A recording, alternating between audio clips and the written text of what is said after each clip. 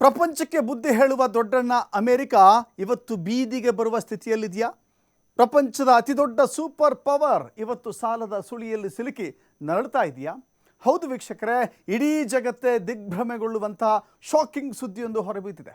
ಅಮೆರಿಕದ ಸಾಲದ ಹೊರೆ ಬರೋಬ್ಬರಿ $40 ಟ್ರಿಲಿಯನ್ ದಾಟಿದೆ. ಅಂದರೆ ನಮ್ಮ ಭಾರತೀಯ ರೂಪಾಯಿಗಳಲ್ಲಿ ಬರೋಬ್ಬರಿ 3,300 ಲಕ್ಷ ಕೋಟಿ ರೂಪಾಯಿ.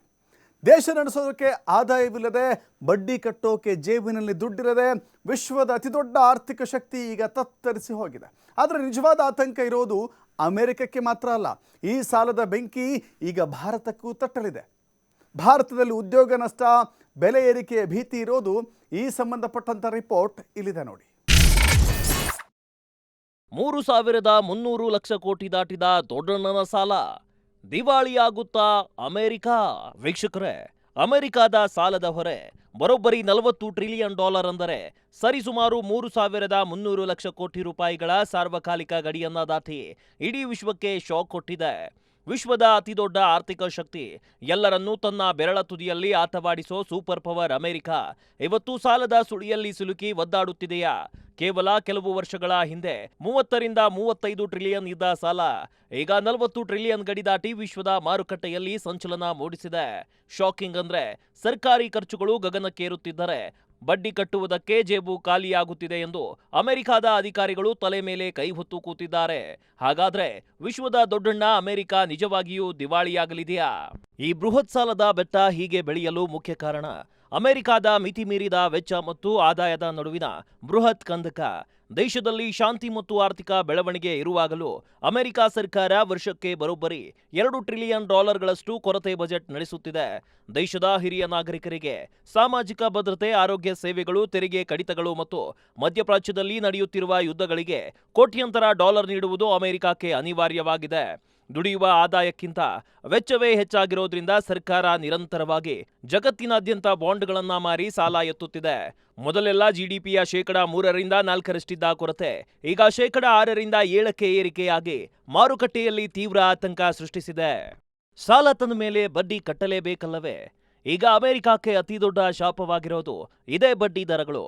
ಬ್ಯಾಂಕ್ ಬಡ್ಡಿ ದರಗಳು ಹೆಚ್ಚಿರೋದ್ರಿಂದ ಅಮೆರಿಕ ಸರ್ಕಾರ ಹಳೆಯ ಸಾಲಗಳನ್ನ ತೀರಿಸಲು ಮತ್ತು ಹೊಸ ಸಾಲ ಪಡೆಯಲು ಭಾರಿ ಪ್ರಮಾಣದ ಬಡ್ಡಿಯನ್ನ ತೆರಬೇಕಾಗಿದೆ.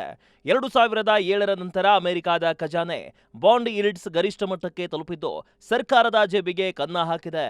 ಅಷ್ಟು ಮಾತ್ರವಲ್ಲ, ಸರ್ಕಾರದ ಈ ಭಾರಿ ಬಡ್ಡಿ ಹೊರೆ ಸಾರ್ವಜನಿಕರ ಮೇಲೆಯೂ ಪರಿಣಾಮ ಬೀರುತ್ತಿದೆ. ಅಮೆರಿಕದ ಸಾಮಾನ್ಯ ಜನರಿಗೆ, ಉದ್ಯಮಗಳಿಗೆ ಹೋಮ್ ಲೋನ್, ಕಾರ್ ಲೋನ್ ಮತ್ತು ಉದ್ಯಮ ಸಾಲಗಳ ಬಡ್ಡಿ ದರಗಳು ದುಬಾರಿಯಾಗಿ ಇಡೀ ದೇಶದ ಆರ್ಥಿಕ ಪ್ರಗತಿಗೆ ಪಾರ್ಶ್ವವಾಯು ಹೊಡೆದಂತಾಗಿದೆ.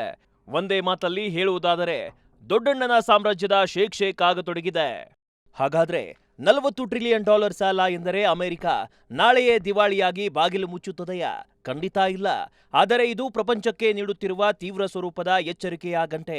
ಆರ್ಥಿಕ ತಜ್ಞರ ಪ್ರಕಾರ ಅಮೆರಿಕ ಸ್ವಂತ ಡಾಲರ್ ಮುದ್ರಿಸುವ ಸಾಮರ್ಥ್ಯ ಹೊಂದಿರೋದ್ರಿಂದ ತಕ್ಷಣಕ್ಕೆ ದಿವಾಳಿಯಾಗುವುದಿಲ್ಲ. ಆದರೆ ಈ ರೀತಿಯ ಅತಿಯಾದ ಸಾಲದ ಮುಖಾಂತರ ಜಾಗತಿಕ ಹೂಡಿಕೆದಾರರಲ್ಲಿ ಅಮೆರಿಕದ ಮೇಲಿದ್ದ ನಂಬಿಕೆ ಸಡಿಲಗೊಳ್ಳುತ್ತಿದೆ. ಅಮೆರಿಕ ತನ್ನ ಆರ್ಥಿಕ ಕೊರತೆಯನ್ನ ಜಿಡಿಪಿಯ 3% ಇಳಿಸಲು ಗುರಿ ಇಟ್ಟುಕೊಂಡಿದೆಯಾದರೂ ವಾಷಿಂಗ್ಟನ್ನ ಸಂಸತ್ತು ಮತ್ತು ಸರ್ಕಾರದ ಆಡಳಿತಗಾರರು ಈ ಸಾಲದ ಸಮಸ್ಯೆಯನ್ನ ಗಂಭೀರವಾಗಿ ಪರಿಹರಿಸಲು ಯಾವುದೇ ದೀರ್ಘಕಾಲೀನ ಯೋಜನೆಯನ್ನ ರೂಪಿಸುತ್ತಿಲ್ಲ. ಹಾಗಾಗಿ ಅಮೆರಿಕ ಆರ್ಥಿಕವಾಗಿ ತತ್ತರಿಸತೊಡಗಿದೆ. ಒಟ್ಟಾರೆಯಾಗಿ ಅಮೆರಿಕದ ಈ $40 ಟ್ರಿಲಿಯನ್ ಸಾಲದ ಸಂಕಟ ಇಡೀ ಜಾಗತಿಕ ಆರ್ಥಿಕತೆಗೆ ಅಲುಗಾಡುವ ಭೀತಿಯನ್ನ ತಂದೊಡ್ಡಿದೆ. ಡಾಲರ್ ಆಧಾರಿತ ಜಾಗತಿಕ ಮಾರುಕಟ್ಟೆಯಲ್ಲಿ ಅಮೆರಿಕದ ಈ ಬಿಕ್ಕಟ್ಟು ಮುಂದುವರೆದರೆ ಭಾರತ ಸೇರಿದಂತೆ ಪ್ರಪಂಚದ ಪ್ರತಿಯೊಂದು ದೇಶದ ಮೇಲೆಯೂ ಇದರ ಬಿಸಿ ತಟ್ಟುವುದು ಖಚಿತ. ಅಮೆರಿಕ ತಕ್ಷಣವೇ ತನ್ನ ಹಳೆಯ ಖರ್ಚುಗಳ ಶೋಕಿ ತಗ್ಗಿಸಿ ಬಡ್ಡಿ ದರಗಳ ಮೇಲೆ ನಿಯಂತ್ರಣ ಸಾಧಿಸದಿದ್ದರೆ ಸೂಪರ್ ಪವರ್ ಎಂಬ ಪಟ್ಟವನ್ನ ಉಳಿಸಿಕೊಳ್ಳುವುದು ಅತ್ಯಂತ ಕಷ್ಟಕರವಾಗಲಿದೆ. ಅಮೆರಿಕ ದಿವಾಳಿಯಾಗುತ್ತದೋ ಇಲ್ಲವೋ, ಆದರೆ ಜಾಗತಿಕ ಆರ್ಥಿಕತೆಯಲ್ಲಿ ದೊಡ್ಡದೊಂದು ಬಿರುಗಾಳಿ ಏಳುವುದಂತೂ ಪಕ್ಕಾ. ಇನ್ನು ಅಮೆರಿಕದ ಈ $40 ಟ್ರಿಲಿಯನ್ ಸಾಲದ ಬಿಕ್ಕಟ್ಟು ಭಾರತದ ಆರ್ಥಿಕತೆಯ ಮೇಲೆಯೂ ನೇರ ಪರಿಣಾಮ ಬೀರಲಿದೆ. ಅಮೆರಿಕದಲ್ಲಿ ಬಡ್ಡಿ ದರಗಳು ಹೆಚ್ಚಾದರೆ ಜಾಗತಿಕ ಹೂಡಿಕೆದಾರರು ಭಾರತದಂತಹ ಉದಯೋನ್ಮುಖ ಮಾರುಕಟ್ಟೆಗಳಿಂದ ತಮ್ಮ ಹಣವನ್ನ ಹಿಂಪಡೆದು ಅಮೆರಿಕದ ಬಾಂಡ್ಗಳಲ್ಲಿ ತೊಡಗಿಸುವುದರಿಂದ ರೂಪಾಯಿಯ ಮೌಲ್ಯ ಸಾರ್ವಕಾಲಿಕ ಕುಸಿತ ಕಾಣುವ ಭೀತಿ ಎದುರಾಗುತ್ತದೆ. ಜೊತೆಗೆ ಅಮೆರಿಕದ ಜನಸಾಮಾನ್ಯರ ಖರೀದಿ ಸಾಮರ್ಥ್ಯ ಕುಸಿದರೆ ಭಾರತದಿಂದ ರಫ್ತಾಗುವ ಮಾಹಿತಿ ತಂತ್ರಜ್ಞಾನ, ಜವಳಿ ಮತ್ತು ಆಟೋಮೊಬೈಲ್ ಬಿಡಿಭಾಗಗಳ ರಫ್ತಿಗೆ ದೊಡ್ಡ ಹೊಡೆತ ಬಿದ್ದು ದೇಶೀಯ ಜಿಡಿಪಿ ಪ್ರಗತಿ ಮಂದಗತಿಯಾಗುವ ಹಾಗೂ ಆಮದು ವೆಚ್ಚಗಳು ವಿಶೇಷವಾಗಿ ಕಚ್ಚಾ ತೈಲ ದುಬಾರಿಯಾಗಿ ಭಾರತದಲ್ಲಿ ಹಣದುಬ್ಬರ ಅಂದ್ರೆ ವಸ್ತುಗಳ ಬೆಲೆ ಏರಿಕೆ ಹೆಚ್ಚಾಗುವ ಸಾಧ್ಯತೆ ಇರುತ್ತದೆ.